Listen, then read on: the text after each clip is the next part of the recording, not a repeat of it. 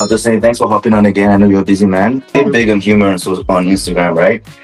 It's become like a major part of your brand. Like, yeah, and I love that. I love watching that. How did that start though? Like, how have you always had this funny side to yourself, or did that spark somewhere? You talk about it. You follow it, man. I was stupid before I had a family. I was all about jokes and clowning around. It was just me and my boy. So it was a lot of it was me and another guy from I guess he's from South Carolina, but he was in Kansas City at the time with me. He also competed with the WBFF. He was in the fitness model category, and I was in the muscle model category. He was training people. He's also a coach as well. Now he has a meal prep company out in Charleston. He's kicking off. He's doing really well. But that was my boy. So we would battle it out. We battle it out in the gym.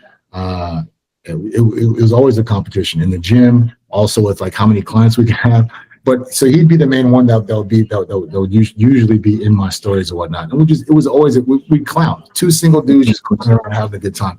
And so I think that's where a lot of people started jumping onto my stories because they want to see the banter, right? Because at that time back then, 10 years ago, 12 years ago, people were just like putting in their stories like their whole workout sets, like someone doing a bench press for like 10, 15. Who just wants to see that shit? Like, look. Right, I know you're an IFBB PROS. You got muscles. I know you lift weights. Why I gotta watch your whole set for? That's boring as shit. Like you don't gotta. Yeah, it looked just like I thought it would. Right, you doing 10 sets of 10 reps or whatever.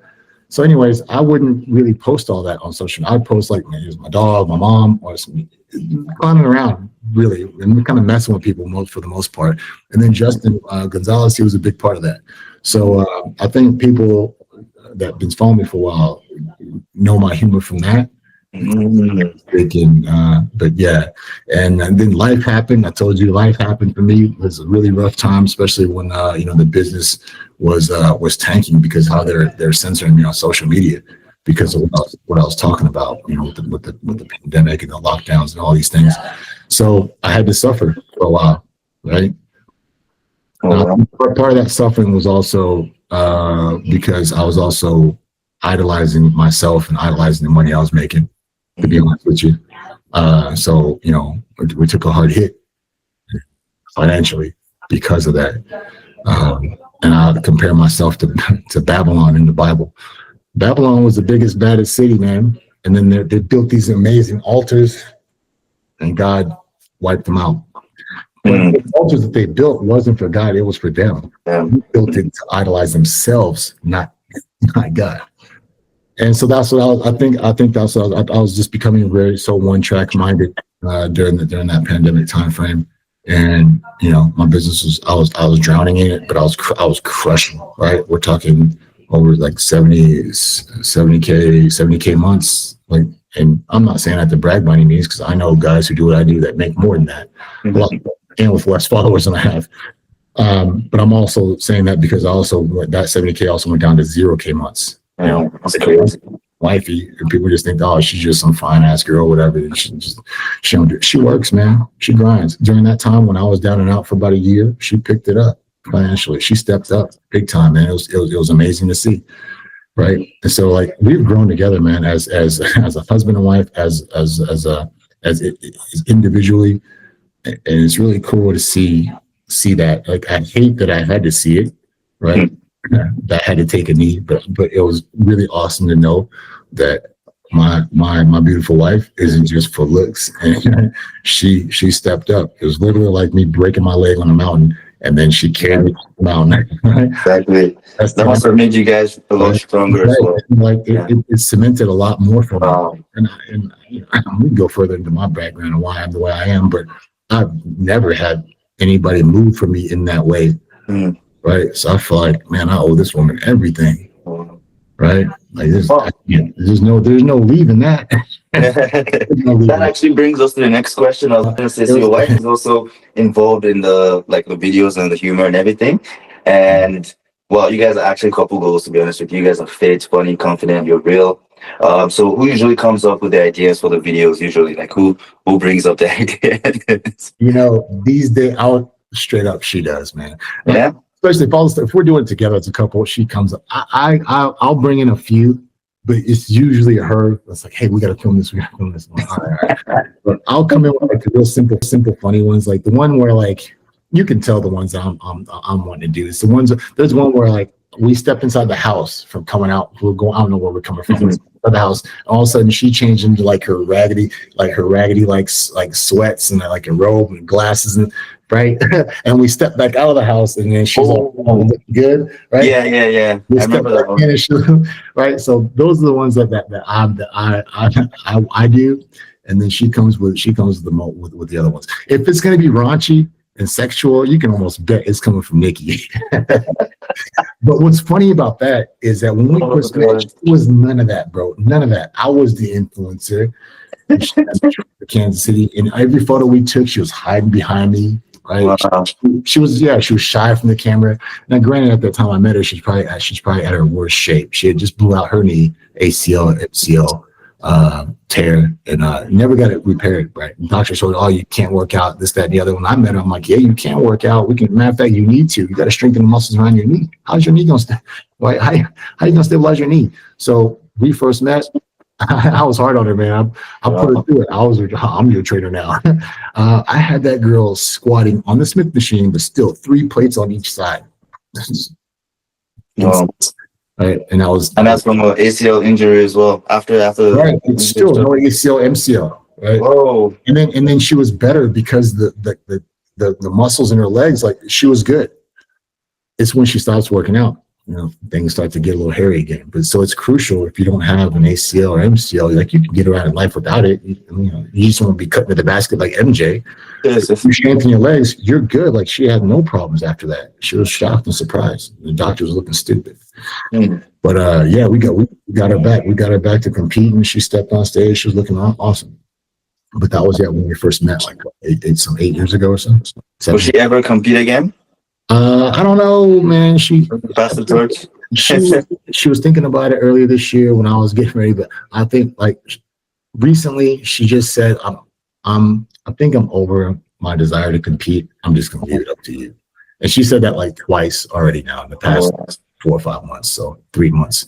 So I think she's good with that. She just wants to keep tight, keep looking good, right? For obvious reasons. But yeah, she wants to do her fitness thing, but not get on stage anymore. Oh, that's cool. I'm good with that. Because like I can diet without other people dieting around me.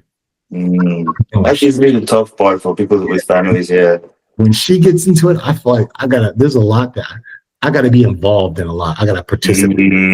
I'm not getting ready for a show. So like last time she did that, I went ahead and what's funny is last time she did that, how many years ago?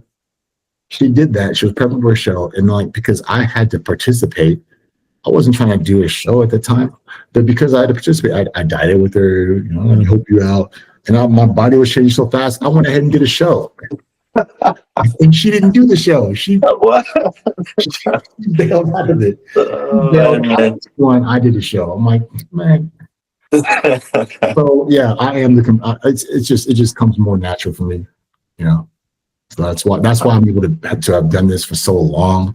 Also, because I do think that there's a time and a place where it's time to hang it up and time to focus on like life goals, right? But if I wasn't if I didn't have if I wasn't married and have kids and have my business, if I wasn't achieving life goals while I was doing this, I would have backed out a while ago too. I think people put too much emphasis on bodybuilding, and they make it more important than what it really is. And it's more confusing when they're not making no money and they're not going to be they're never going to make it to Olympia and maybe not even pro, but they're delusional in their efforts because they're all in on this bodybuilding thing. They feel like it's the most important thing, but it's really not. It's not. And if you don't see yourself having a crazy career with it, like why would you sacrifice so much actually? Yeah. So that's one aspect of it. And then the other aspect of it is you have to be able to manage your emotions in your mind. Right? That's the other thing. Because you're dieting and you're in deficit and you're tired, that doesn't give you the authority or the pass to be a dickhead. Right? To be a grown ass baby that's hangry or whatever. Yeah. right?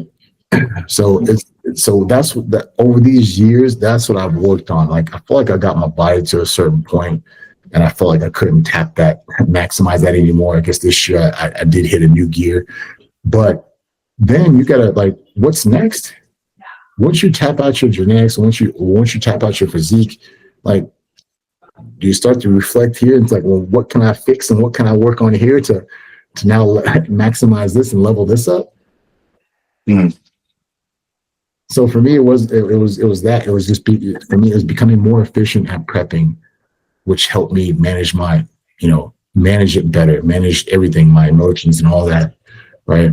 Because when I'm prepping, like, I'm hoping the only way you can tell is because my face is now getting sunken in. The only right, yeah. I'm hoping my personality doesn't change that much. I might get a little quiet, but still the same dude for the most part. I've had to learn how to manage that over the years, and I wouldn't be able to stay married and compete otherwise. Everybody be running away from me. So I've seen some crazy stories, to be honest, and it just shocks me. That's what gives bodybuilding a bad rep. People close to me be like, man, like I can never do bodybuilding. Like when I hear that, I'm just like, it's not that serious, to be honest with you. If you just try it out, if you don't like it, sure, you stop. Or if you like it, then you continue like any other thing. It's gonna sound a bit cliche because for me it was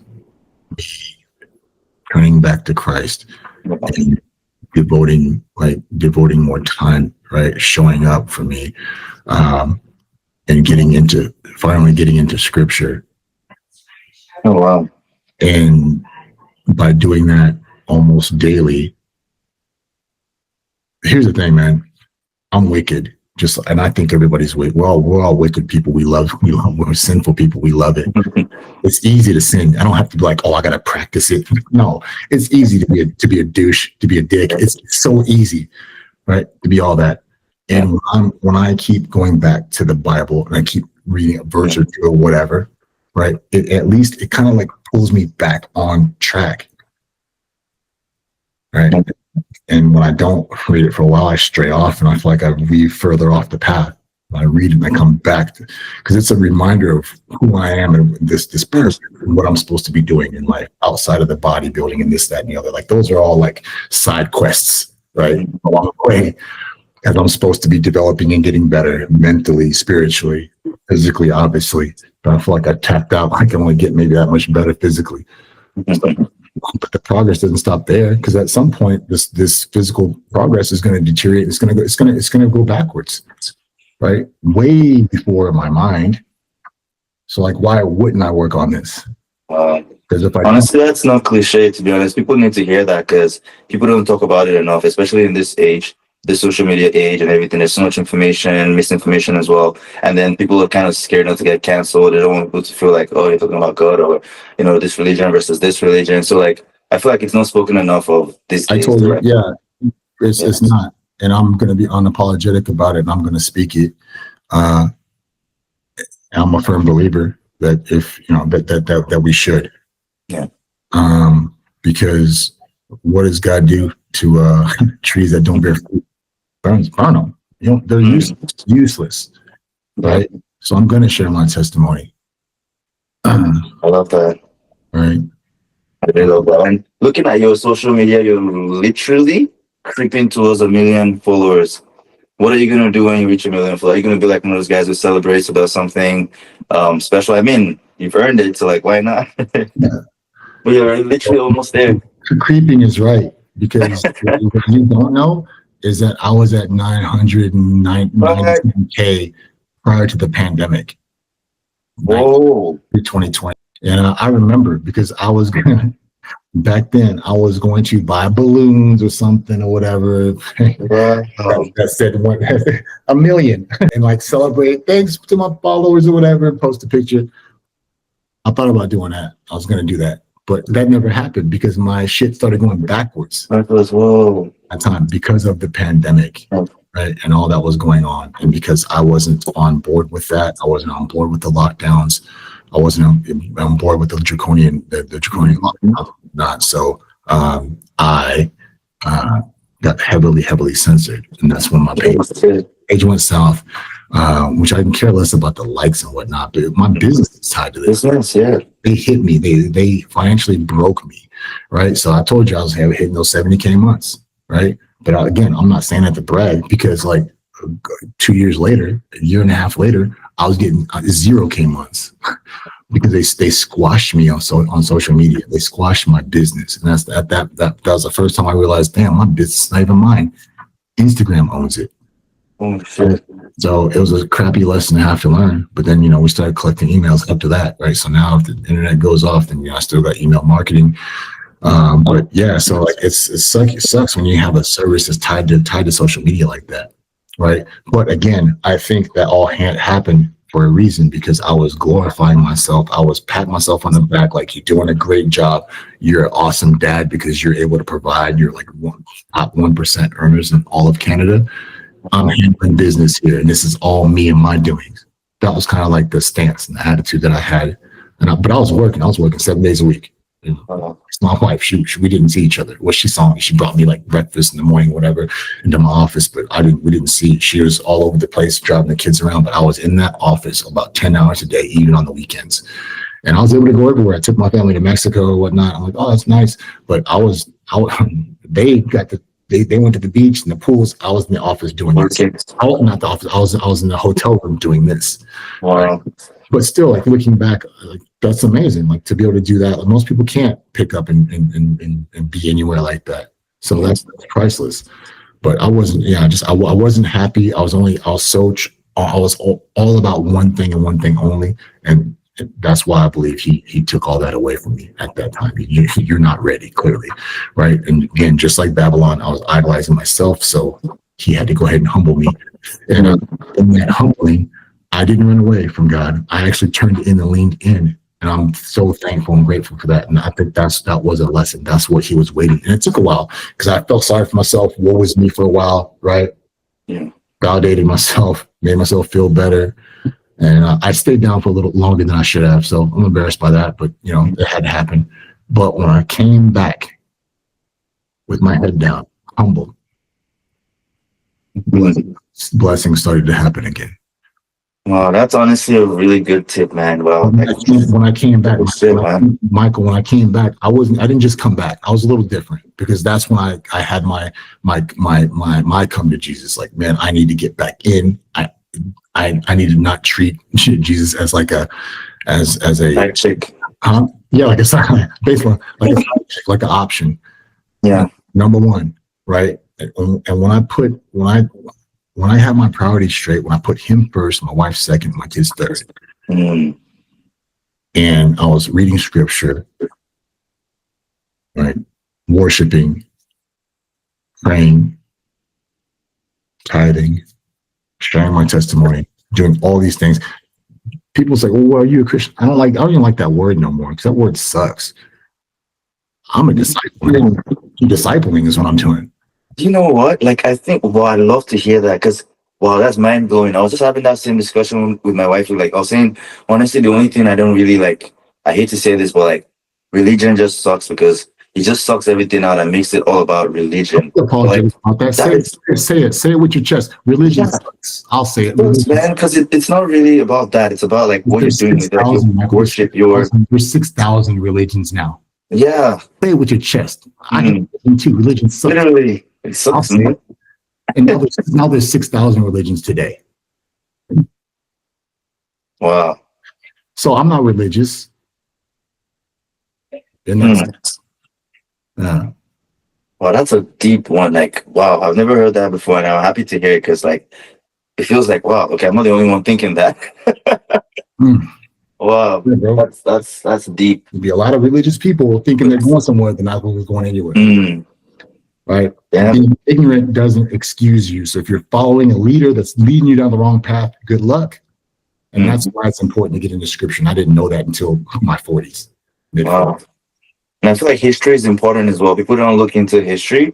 And I feel like if you look into history, it will make you like understand like religion, and you'll be like, oh, I need to navigate this properly, because like if you understand history, you know that it was brought in by certain religions, were just brought in by people like yourself, and like if you're not careful, you're just following what a person put together in order to like achieve something, because like there are ulterior motives to all these things. Sometimes like it's not all like black and white. Like if you're not careful and you don't understand the history behind it, then you're just following nothing basically. Like that's why like that, when you said that, it just hit me. I'm like, oh, I've been thinking that a lot. That's crazy. But what the part that really is scary about following nothing is that one, you don't get a pass for that. Again, I'm seeing success again now is because of me doing just clumsily trying to be diligent with what he wants me to do, and that's for me. He's answered so many prayers already in the past couple of years that just blows my mind. Blows my mind. There's people out there that still believe that the higher being doesn't exist. That this world and the ecosystem and everything working the way it does with no mistakes, practically, right? Like everything's thought out, and to think that this all happened by some kind of happenstance, Big Bang, right? Oh yeah, the one explosion that didn't blow anything up. That's the crazy thing. Those things sound even more like, it sounds far fetched more than what. Like I'm just like, how do you believe that? Then Jesus' resurrection. But that's my thing about the Big Bang theory. It's the one bang that brought things together. Any other explosion since the history of mankind, it blows stuff up. This one thing brought it together. Brought everything together.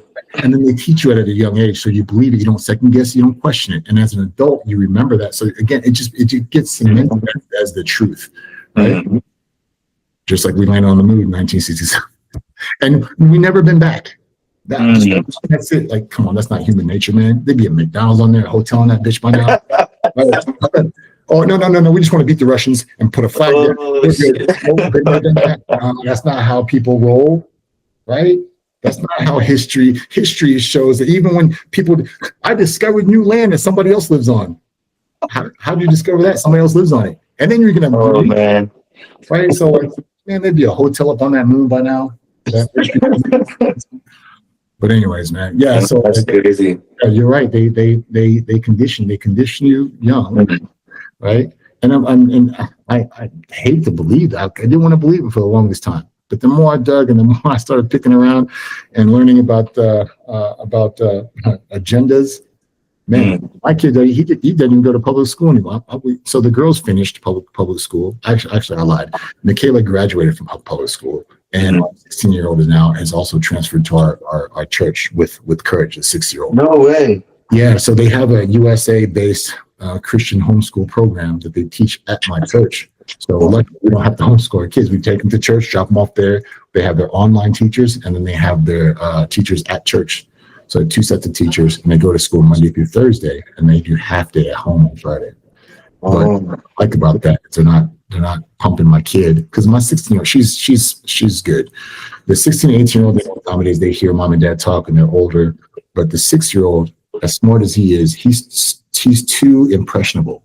Yeah, literally that age is very impressionable. I don't want someone telling my son that they can change his gender. That is so scary. Hours a week of that kind of that propaganda, and I have to understand it at home. Nah, he goes to church. I take him to school every day at our church, drop him off. So he's at church 5 days out of the week, right? Wow. And continuing to they're an extension of the church, an extension of us. So what we model, what we teach here, they do the same thing there. So he's getting a dose of that.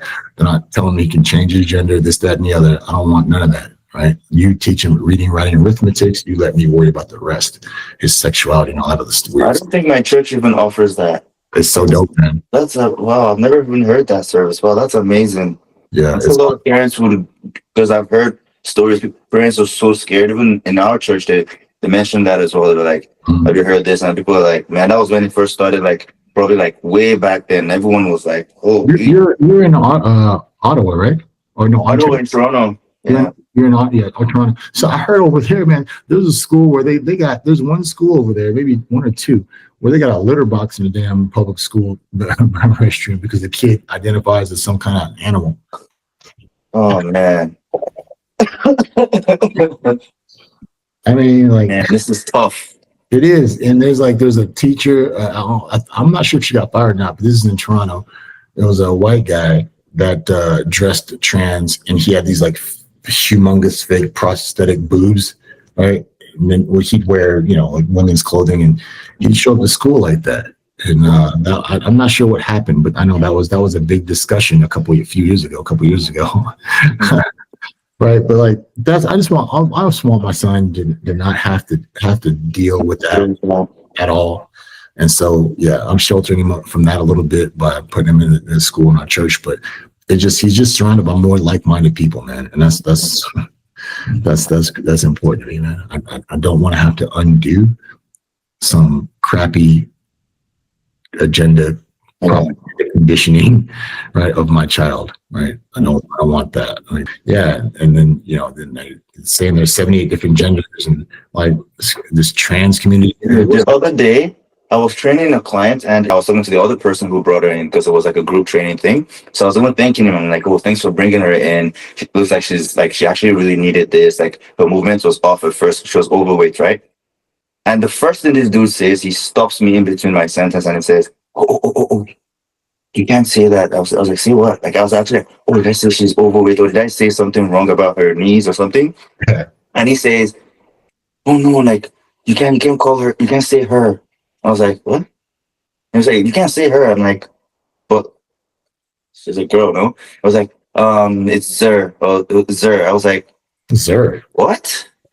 What was it even? Was it Zer? I can't know Z or something like that. I was so confused, and I was just like, "Oh, okay, no problem." And I just walked through. And after that, I just referred to her as like without saying her pronoun or anything. I was just confused. I was like, and after that, I had to sit down. I'm like, "Is it this deep? Like, what is going on?" Okay, I don't want to put down anyone, but like, come on, like that's really confusing to everyone. To be honest with you. Sure. For sure, and especially to use a pronoun that doesn't even make sense. Like, what the heck is a Z, Zer? Z, those are pronouns. Like Z, Zer. Like, I'm not saying that. Those are made up words. Like, I don't understand what it means. You want to be something else, right? Because I come from the area where we can agree to disagree, right? That's how society exists up until now. Now, I got to use these pronouns that we just made up. We just made up these pronouns yesterday. And then you're using like the 78 different genders, and I have to be like, oh, I got to go along with that. It's tough, man. So would you ever do reality TV then? Because honestly, you have like this like TV voice. I don't know if anyone has ever told you that. But like, I feel like you could. Sorry? I have a TV voice? Yeah, you could literally sit down there and talk for ages and people listen. Wow, I never heard that before, man. I've always been shy of that camera. It took me a while to get used to it. It took me a while.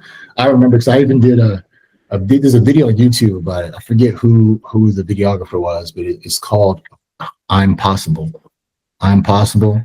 And I talk about it, like the camera lens and being like, because it catches all your discrepancies, all your imperfections. Yeah. Right? The camera does. Yeah. I think that's why it makes people feel uncomfortable. So me too, especially speaking in front of it. I got used to taking still shots in front of it, but to record myself video wise, oh man, I had the hardest time at first. It was hard, right? Because I'm not as narcissistic as people think. I don't like being I didn't like the way my voice sounded. I hated like when I used to record my voice from my answer machine way back when. I used to hate it. I didn't like the way my voice sounded, and I didn't like how I looked on camera. Not the way I looked, but my mannerisms, and like I felt like I was fidgety all the time, right? But it took a while. Like all that, none of this stuff came natural, really. Wow. It took some getting used to. But kind of like my wife, I told you when we first met, she was hiding behind me all the photos I was taking. I'm like, oh man, I thought we was gonna be a influencer couple. Why are you always right? But she was insecure with the little weight she gained. But now she'll come to me with scripts. I'm like, who are you? Wow. Don't forget who the real influencer is. You can bring in over scripts. If you're going to do this, this is your part. I'm going to say this. I'm going to say that. Script it out. What? Who is this woman? Well, that's awesome. That's awesome, man. Jeez. I know we spoke about this yesterday about women who still like think they're like lifting weights. I know we're about to wrap up right now. So we're just going to wrap up with this. That will get them too muscular, like, they avoid lifting heavy.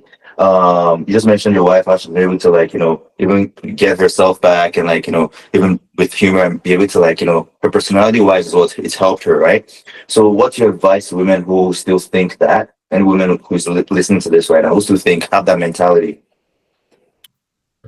First of all, 99.99% of the women out there will not just pack on mass like that, right? Like they don't have the testosterone as men do. Yeah. Right. And the lifting will not make them. What makes you bulky is eating them damn cookies and chips and Ben and Jerry's. Right. That's what makes your ass bulky. Right. Them junk food. Right. Eating whatever you want is makes you bulky. Snacking makes you bulky. Right. But lifting weights doesn't make you bulky. For women, it accentuates your curves. It snaps your waistline in. Right. Makes your glutes a little bit rounder. Right. I don't got to talk about the benefits of that. The fat on the back of your arms, when you wave, start to disappear. Like it shapes and tones your body. That's what weights do, right? Well, women need to hear that, to be honest. Testosterone in your body, right? But women don't have that. You're not built like men. You don't have the same hormones as men do. So you're not going to just all of a sudden get bulky. Like again, like the foods that you're eating junk food, that's what makes you bulky, not moving your body. Right.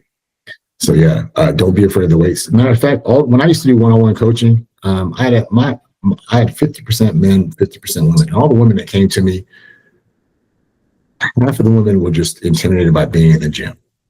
Exactly. Once I put them dumbbells in their hands, showed them how to work out, right?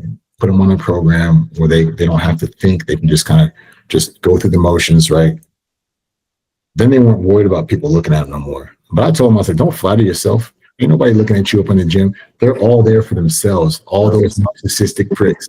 We're all in here for us, for me. I'm looking in the mirror. I ain't looking at you over there. I'm working on me. I'm trying to improve me right now, right? So people just have a misperception of going to the gym because they feel insecure because they're in an uncomfortable spot and they feel like everybody's looking and nobody's paying attention. You trust me. They are there to work on themselves and get themselves looking better. So but once you put the weights in a woman's hands, she feels that everyone, man or female, you like it's empowering to feel stronger, to feel that pump, right? And then week after week you come back and you're a little bit stronger next week. Like it's a good feeling. It feels phenomenal. If I can bottle that up, that would be wealthy. But yeah, so once females get comfortable with moving around the weight room, understanding what equipment does what, they're good, right? And they don't feel like everybody's looking at them because literally everyone is really there narcissistically to work on themselves. Trust. Well, and then what about for men? This is the final question actually. For men who will think, oh man, it's too late now, I'm in my 30s. What is the truth you can give them from your lived experience? We've spoken here and there about like so many things now. We've spoken about even like religion, we've spoken about about passion and your belief, basically your faith. So how do you tie everything together? What's the advice when you give to that person who is watching this now? It's like, man, I'm in my 30s. I don't think I can even do sports anymore. I don't think I can do that anymore. Yeah, that's a crappy mindset, man. We have to take you out back and put a bullet, right? Like old Yeller, you got to go, right? No, man, like I feel like society has led people to believe that it's all downhill at a certain age, whether it's 35 or 40, right? I implore you, if you feel that way, it's got to be for a reason. So your nutrition or your lifestyle that's allowing you to feel like that. So what can we do to feel better? We can look towards our nutrition. That's the first thing I would look towards. That, then I would look at my sleeping habits. Then I'll look at how many steps I take in the day. My resistance training. Then, if you're my age or near my age, you should be doing something outside the gym that's helping you stay in the gym. Right? That's, getting deep tissue massages or seeing a chiropractor and getting dry needling or whatever the case may be, right? I just do a lot of things outside of the gym, like infrared sauna. I do a heavy metal detox. I just do a lot to ensure my health, right? And people would say, "Oh, well, you do PEDs or whatever." But like again, it's all monitored. I do blood work. I don't like to gamble with a lot, and so I take very calculated risks. I don't drink alcohol. I don't do drugs. I don't do anything else, recreational drugs. The only thing I do is I will run PEDs when I'm competing, and then I'm on tier 2 when I'm not. But again, blood work is utmost crucial. And I use peptides to also maximize my health as well. Right? I use the resources to get myself in the best condition and best health possible. And I try to manage that as the best I can, stay ahead of that with blood work. And I think that's why I feel the way I feel, I look the way I look, and I'm able to perform the way I perform. Because I don't, no stone unturned. Right? Everything I do is very intentional. That's what that's missing is people they're not intentional with every aspect. So they won't perform. They won't perform as well, or they won't last as long. But I have longevity in this sport for a reason. That's because I'm very meticulous with what I do and how I care for my body, and I don't abuse anything. Wow, those are really real insights. So thank you so much, King AJ. I know we went above time again. Yeah, you can chop it up however you want. I mean, you got content. Right? You got content. So yeah. Wow, thanks a lot for your time. I think that's 1 hour 30 minutes now. That's insane. Wow, I feel like we could talk for even 3 more hours if possible. It's fun. When the conversation flows, it's easy to talk. Yeah. But thanks, man. I appreciate it, man. Definitely. Hope you enjoy the rest of your day. Shout out to the family. Yes, Nick. Yes, sir. Michael, have a good rest of your day, brother. You too. Thank you so much. Peace. What are you waiting for? Subscribe, watch the videos, leave us a like, and definitely don't forget to leave us a comment. Let us know what you'd like to see. Let's go, Queens and Kings, to the world.